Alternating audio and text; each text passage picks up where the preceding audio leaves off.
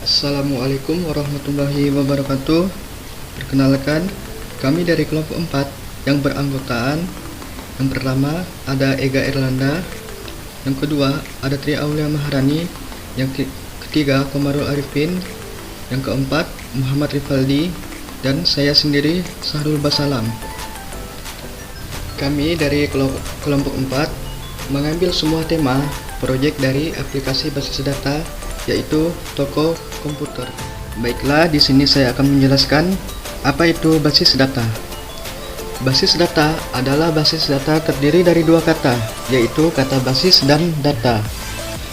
Basis data biasanya diartikan sebagai markas ataupun gudang tempat berkumpul, sedangkan data yaitu kumpulan fakta dunia nyata yang mewakili suatu objek seperti manusia, barang, dan lain-lain yang direkam ke dalam bentuk angka, bentuk huruf, simbol, teks, bunyi, gambar, atau juga kombinasinya.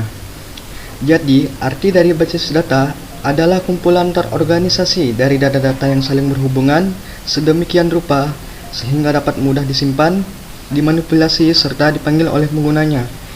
Ya, berarti di sini basis data itu adalah fungsinya untuk mengelompokkan data, untuk mempermudah identifikasi data. Database menyiapkan data yang sesuai dengan permintaan usernya terhadap suatu informasi dengan cepat dan akurat. Selanjutnya yaitu ada sejarah basis data. Tahun 1960, dari awal penggunaan komputer, penyimpanan dan manipulasi data merupakan fokus utama aplikasi. Pada awal tahun 1960, Charles Babbage di perusahaan General Electric mendesain generasi pertama DBMS yang disebut penyimpanan data terintegrasi, Integrated Data Store. Dasar untuk model data jaringan dibentuk lalu distandarisasi oleh Conference on Data System Language, kode SL.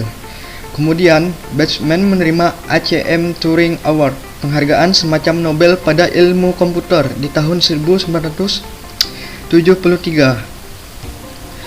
Pada akhir tahun 1960-an, IBM mengembangkan sistem manajemen informasi Management System (DBMS). IMS dibentuk dari representasi data pada kerangka kerja yang disebut modal data hierarki. Dalam waktu yang sama, hasil kerjasama antara IBM dengan perusahaan penerbangan Amerika mengembangkan sistem Sabre. Sistem Sabre memungkinkan user mengakses data yang sama pada jaringan komputer. Pada tahun 1970, Edgar Koch di Laboratorium Penelitian di San Jose mengusulkan suatu representasi data baru yang disebut model data relasional. Pada tahun 1980, model relasional menjadi paradigma DBMS paling dominan.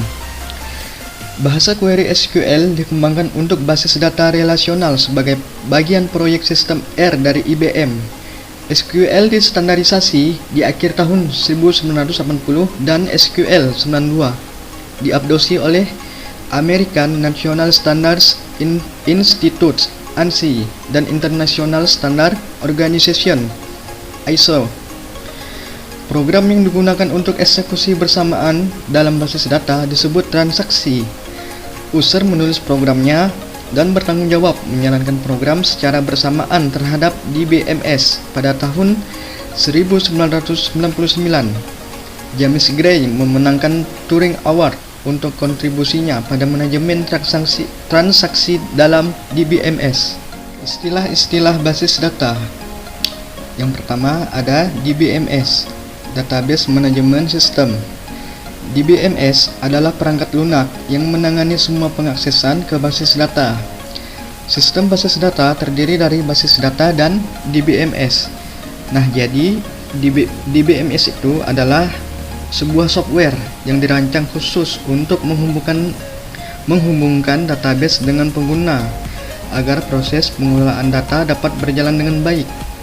Nah, di sini DBMS itu pada dasarnya bertugas untuk mengelola data, database engine, dan skema agar proses manajemen dan perorganisasiannya dapat berjalan dengan lancar.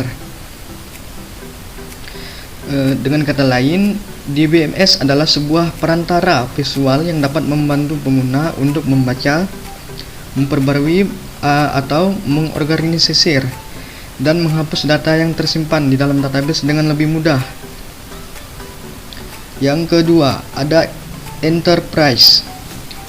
Enterprise yaitu suatu bentuk organisasi atau lembaga sebuah perusahaan, contohnya yaitu bank, universitas, rumah sakit, dan lain-lain. Data yang disimpan dalam basis data merupakan data operasional dari suatu enterprise. Yang ketiga, entitas. Entitas yaitu suatu objek yang dapat dibedakan dari lainnya yang dapat diwujudkan dalam basis data. Tentu saja entitas ini biasanya mempunyai sebuah atribut.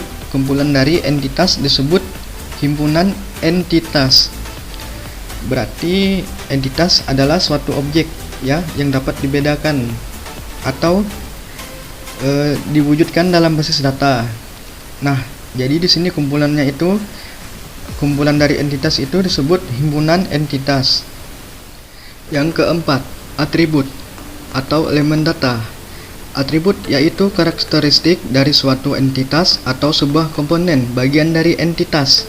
Nah, jadi di sini atribut itu adalah karakter yang membedakan antara entitas yang satu dengan entitas yang lain. Atribut di sini dilambangkan dengan oval. Pada atribut ini harus ada primary key atau kunci utamanya, di mana primary itu dianggap sebagai atribut terpenting yang bisa memanggil atau mengkaitkan ke atribut lain.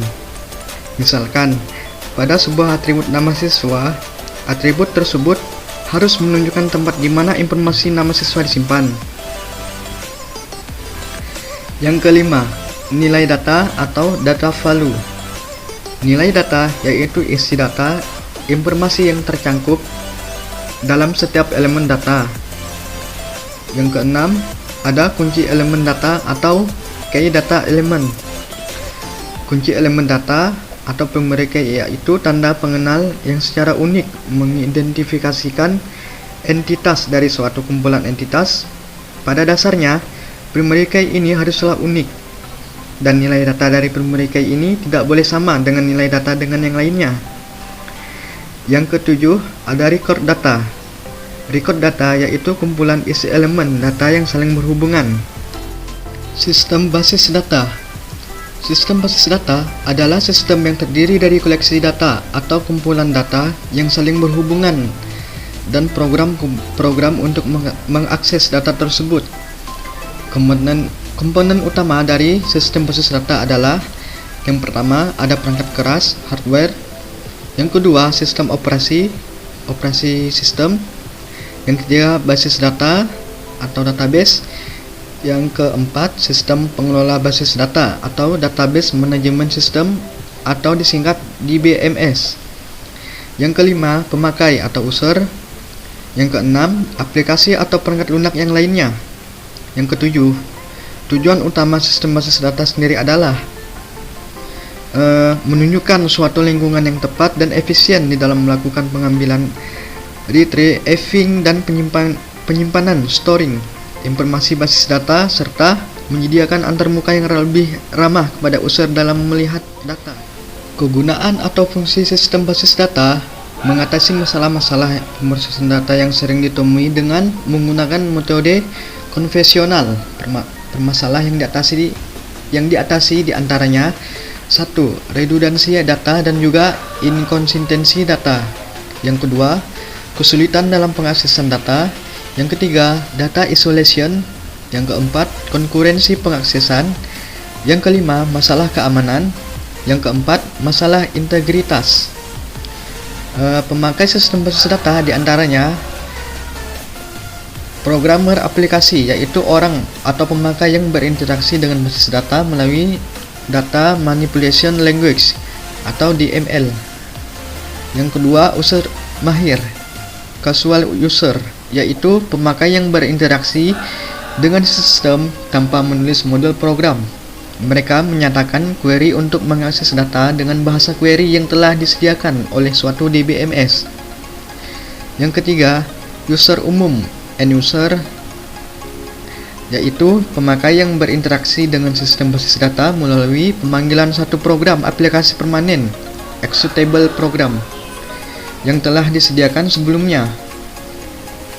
Yang keempat, user khusus atau specialist user, yaitu pemakai yang menulis aplikasi basis data non-konvensional tetapi untuk keperluan khusus. IRD, Entity Relational Diagram. Nah, sebelum saya lanjut ke slide berikutnya, saya akan menjelaskan sedikit apa sih itu Entity Relational Diagram. Entity Relational Diagram yaitu adalah salah satu metode pemodelan basis data yang digunakan untuk menghasilkan skema atau konseptual untuk jenis model data semantik sistem. Bisa disebut desain ya. Di mana sistem seringkali memiliki basis data relasional dan ketentuannya bersifat top down. Nah, di sini diagram untuk menggambarkan model entity ini disebut dengan Entity Relationship Diagram, IR diagram atau IRD. Nah, di sini dapat dilihat nama barang, ID pemasok, harga barang, kode barang. Itu adalah merupakan suatu atribut yang mendeskripsikan entitas dari barang. Di sini maksud saya penjualan. Nah, penjualan ini entitasnya dideskripsikan oleh kode penjualan dan jumlah barang. Kode penjualan, jumlah barang, dan kode barang. Begitu juga seterusnya yang lainnya seperti detail penjualan, login, melakukan karyawan dan pemasok. Selanjutnya adalah LRS, Logical Relational Structure. Apa itu LRS?